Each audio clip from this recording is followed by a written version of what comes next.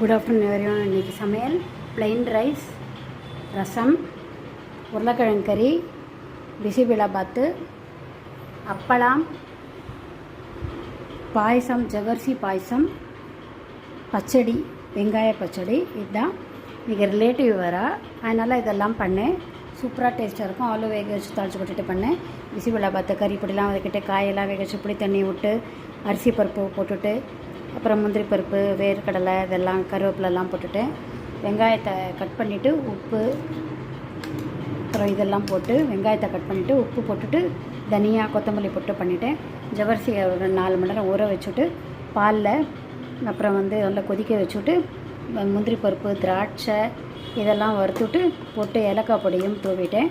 சூப்பராக டேஸ்ட்டாக இருக்கும். அப்பளமும் பொரிச்சிட்டேன். இதுதான் இன்றைக்கி மெனு. பார்த்துட்டு கமெண்ட் பண்ணுங்கள், சப்ஸ்கிரைப் பண்ணுங்கள். தேங்க்யூ ஸோ மச் ஃபார் வாட்சிங்.